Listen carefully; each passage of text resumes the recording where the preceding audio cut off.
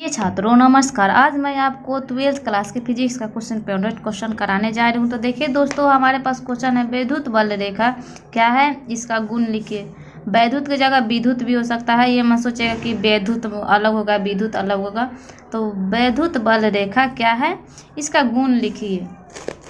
तो देखिए दोस्तों, इसका आंसर वैद्युत क्षेत्र में खींचा गया वह काल्पनिक वक्र रेखा जो विद्युत क्षेत्र के दिशा या विद्युत बल की दिशा को बताती है, उसे यहाँ पर लिख दीजिएगा।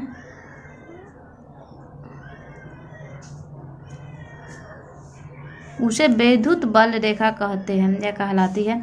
फिर से सुनिए, विद्युत क्षेत्र में खींचा गया वह काल्पनिक वक्र रेखा जो विद्युत क्षेत्र के दिशा या वैद्युत बल की दिशा को दर्शाती है या बतलाती है, उसे वैद्युत बल रेखा कहते हैं। दोस्तों, उस दिन मैं आपको बताई थी चुंबकीय बल रेखा, तो फिर से वो भी सुन लीजिए कि किसे कहते हैं। बताई थी मैं कि किसी चुंबक के चारों ओर खींचा गया वह काल्पनिक वक्र रेखा जो चुंबकीय क्षेत्र को दिशा को दर्शाता है, उसे चुंबकीय बल रेखा कहते हैं। तो इसका भी वही विद्युत क्षेत्र में खींचा गया वह काल्पनिक वक्र रेखा जो विद्युत क्षेत्र की दिशा या वैद्युत बल की दिशा को बताती है, उसे वैद्युत बल रेखा कहते हैं।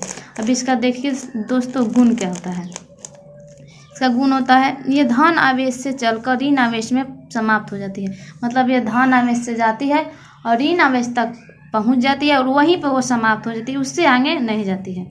उसके बाद दूसरा गुण है, ये विद्युत क्षेत्र की दिशा या विद्युत चुंबकीय क्षेत्र की दिशा को दर्शाती है। दोस्तों, मैं सहती में बोली हूँ इसका परिभाषा में कि ये विद्युत क्षेत्र की दिशा को या विद्युत क्षेत्र की दिशा या विद्युत बल की दिशा को दर्शाती है। तो वही इसका भी मतलब सब्जेक्टिव का में से ही इसका है कि ये विद्युत क्षेत्र की दिशा या विद्युत चुंबकीय क्षेत्र की दिशा को दर्शाती है। उसके बाद है, दो विद्युत बल रेखा एक दूसरे को नहीं काटती। दोस्तों, इस पे क्वेश्चन उठता है 2 नंबर का कि दो विद्युत बल रेखा एक दूसरे को क्यों नहीं काटती। तो सुनिए ध्यान से कि दो विद्युत बल रेखा एक दूसरे को क्यों नहीं काटती। तो दो विद्युत बल रेखा एक दूसरे को इसलिए नहीं काटती है क्योंकि जब ये जिस बिंदु पर एक दूसरे को ये काटेगी, उस बिंदु पर ये दो दिशाओं को दर्शाती है, इसीलिए जो कि एक सदिश के लिए संभव नहीं, चूँकि विद्युत बल रेखा सदिश राशि होती है, इसीलिए ये एक दूसरे को एक बिंदु पर नहीं काटती है। फिर से सुनिए, दो विद्युत बल रेखा एक दूसरे को किसी भी बिंदु पर इसलिए नहीं काटती है क्योंकि जिस बिंदु पर ये काटेगी उस बिंदु पर ये दो दिशाओं को दर्शाती है, जो कि एक सदिश के लिए संभव नहीं है, इसलिए दो विद्युत बल रेखा एक दूसरे को नहीं काटती है। दोस्तों, अगला क्वेश्चन है हमारा, विद्युत द्विध्रुव क्या है।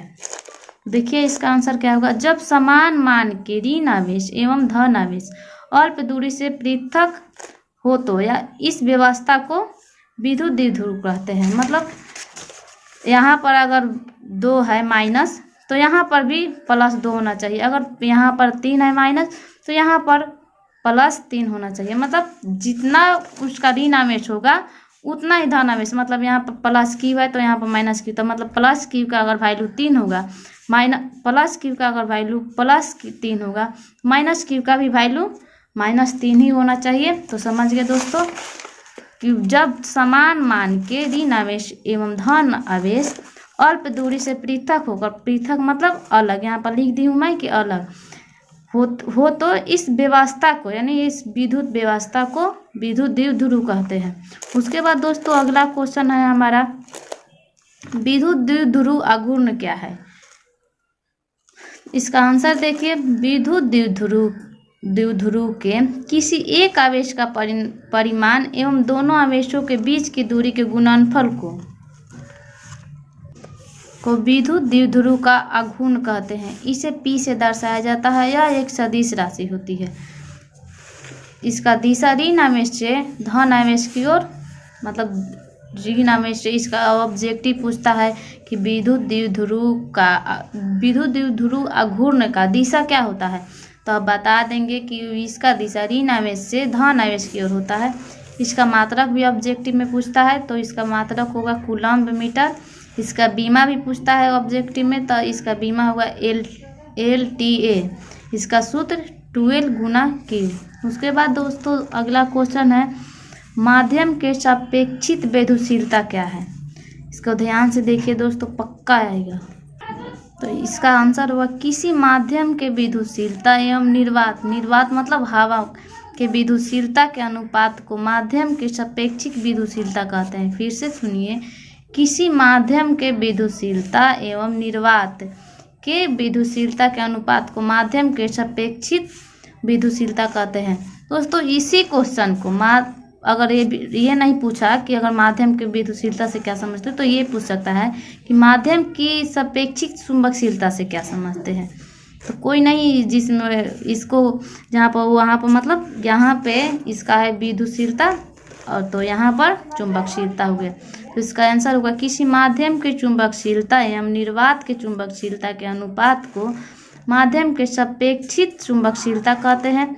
इसे म्यू आर से दर्शाया जाता है। फिर से सुनिए, किसी माध्यम की चुंबकशीलता एवं निर्वात के चुंबकशीलता के अनुपात को माध्यम के सापेक्षिक चुंबकशीलता कहते हैं। इसे म्यू आर से दर्शाया जाता है। ओके दोस्तों, अगर वीडियो पसंद आए तो लाइक कीजिएगा, अगर चैनल पर नए हैं तो चैनल को सब्सक्राइब कीजिएगा। फिर मिलते हैं अगले वीडियो।